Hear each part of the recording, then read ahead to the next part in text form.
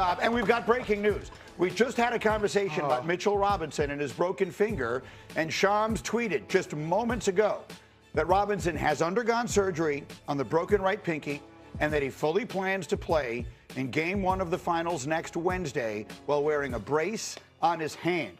Jay, talk me through that. He's a big man. I don't mean this in any kind of way.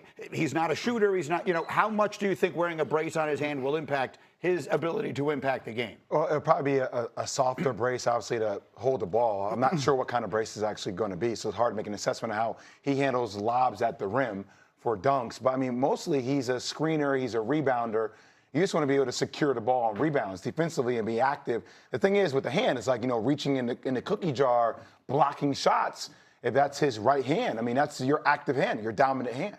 It makes you think more. I think that it makes you be a little more cerebral with your movements, but it's going to become a target. If it's a brace, that lets Isaiah Hartenstein or Victor Wembanyama or Chet Holmgren know exactly where to target.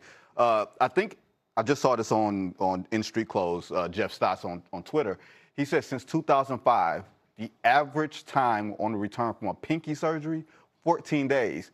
He's trying to return back in like 5. That is an incredible return if he can be back to being some reasonable version of himself. So we'll see what he's able to give them in Game 1. You see, Win the Win Man is up with us early this morning as well. We got basketball news coming in, and we got a Game 7 coming up because he does best. He's got a touchscreen to show exactly how the Spurs, leveraged their physicality to force this Game 7. Yeah, actually, I think we're going to do something different, Greeny, here on this one. This is a special segment. First off, I'd say SGA is one of the most special players we have in the game of basketball. He is elite when he plays up and down. There's a reason why he's 2-time MVP. But cue this. We're going to have this segment that's going to call Life Alert with SGA. Okay. Help me, I've fallen, and I can't get up. Oh, no. Okay? Let's just talk through it. SGA at the top of the key here is going to start driving down the lane. And as he drives down the lane, I want everybody to pay attention to where he is. Time and situation. Goes up, fading away.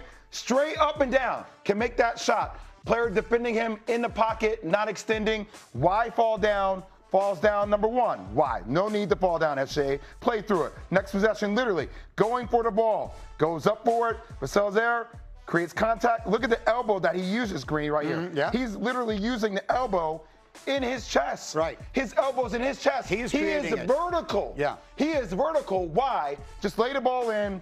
I fall and I can't get up again. Part number 2. Now, this is not only SGA. Their whole team does this. This is why I said every possession feels like a negotiation with the refs. Watch Lou Dort, who's going to be in this little spot here as the play goes. Lou Dort is right here. Okay. He's right here. Cornette here, Lou there. Okay? Lou's coming on the play. He comes off the screen. What is that? He falls down?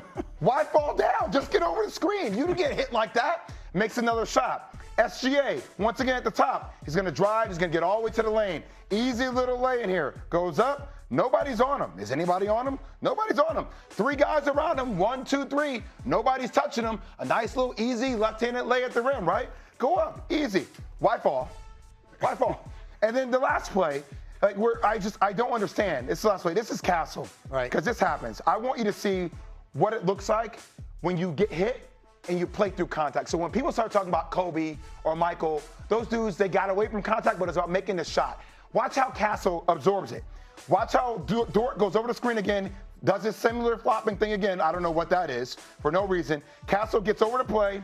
Then he starts to make the play. He's going to drive. We're going to watch it in slow-mo. Drives. Dort is there.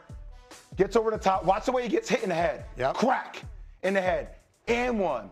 These young bucks are playing through contact. They're not falling each and every possession. SGA, because he's not scoring, because he's getting strapped up defensively, his way of scoring is at the free throw line.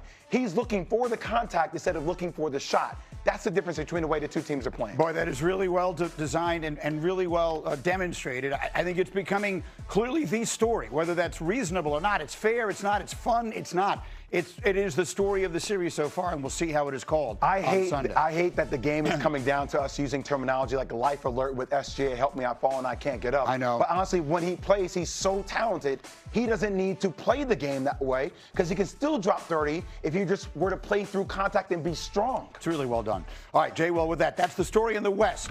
In the East, we have ourselves a developing story, and it involves a very small finger on a very large man. Knicks center Mitchell Robinson has a broken right pinky, and there is currently no timetable for his return. This news comes out 3 days after the Knicks sweep Cleveland to reach their first NBA Finals since 1999. Game 1 is Wednesday, giving Robinson 5 days before the series begins. So, Winman, let's start with whatever it is we do or don't know. What do we know about the Robinson injury, his status for Game 1, and the impact this will have on the Knicks? Well, he's obviously a very important player because he is one of very few Knicks big men. The Knicks' really third big man is OG Anunoby in the postseason. He spells Karl Towns. He is an absolute quintessential energy player, creates extra possessions. I will say, if you are going to have an injury to a player on a hand, it would be a non-skill player. He is a non-skill player in terms of his hands. He has 28 baskets in the playoffs. 21 of them are dunks. The other ones of them are inside 3 feet. The finger injury, it depends on many factors. Did he need surgery? Is this an injury to a ligament? Is something where you could just buddy wrap it and deal with pain? These are questions that are probably going to be answered over the next few days. It would be more concerning if a guard had a hand injury, but this is definitely depressing news for the Knicks, who had a clean injury report after the conference finals. And everything is going so perfectly for them. All of the rest, all of the advantages. And then you look at your phone yesterday, like Sham saying, what? How in the world do you break your finger? Then there's been all this video that's come out of some things that happened in Game 4. And maybe it happened there. It's still not 100% clear when or how the injury happened. What other senses are you getting? That this is critical. That this is, when you win or lose NBA Finals, they're on the margins. Offensive rebounding, defensive rebounding, protecting the rim. Let's say they play against Oklahoma City, and they have 2 big men, Chet and Isaiah Hartenstein. This leaves the Knicks short-handed on the front line, along with Karl Anthony Towns, who we know can get in foul trouble. Mitchell Robinson being there as a screener, as someone who can play above the rim. Like, he has 28 field goals. I guarantee you every one of those field goals are either assisted or off of offensive rebounding because of missed shots.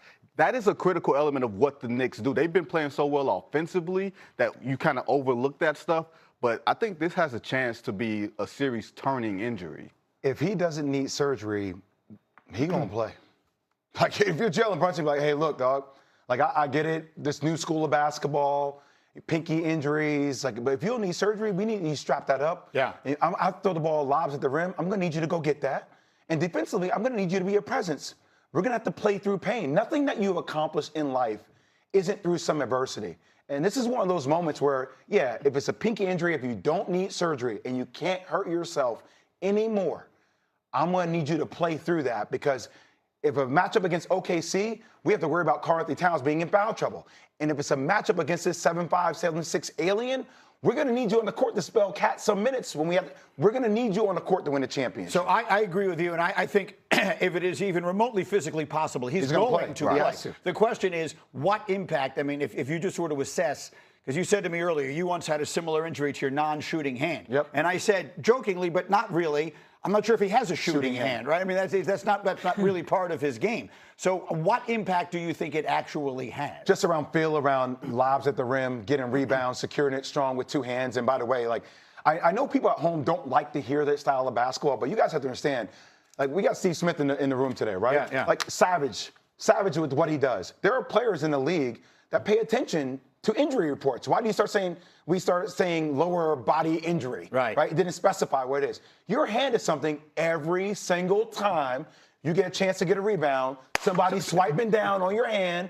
If you get a lob at the rim, somebody's swiping at the rim. You have to play through that, because now the world It's a target. knows. Yes. It is a target, and if you got a bad wrist, they're going to slap at the wrist. And you may say, oh, that's a little, whatever it is. It's dirty, whatever. It's not. It is winning a championship is hard, and you have to win at the margins, and now he has just made himself a target. Well, for sure, and that's been true in every sport since the beginning of time, and it always will be. Wendy, finish it up here, because it does feel like a Knicks team that has nothing but a parade of good news for the last month gets to whatever degree this is, gets a tough break here.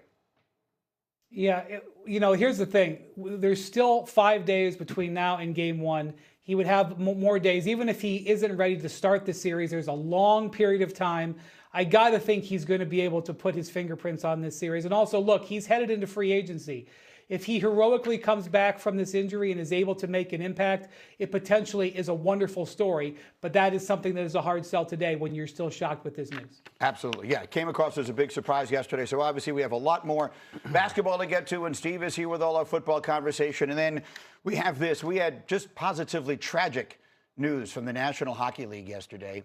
Four-time Stanley Cup winner Claude Lemieux has died. This comes just 3 days after he was a torchbearer for the Montreal Canadiens before Game 3 of the Eastern Conference Final. Police said that he died by suicide. Lemieux was known for his antagonistic style of play, made him beloved amongst the fans of his team. His job was to get under the skin of the players on the opposing teams. He earned 1,777 penalty minutes. He was one of those players that if he was on your team, he was your favorite player. He leaves behind a wife and 4 children. Claude Lemieux was just 60 years old. We'll be right back.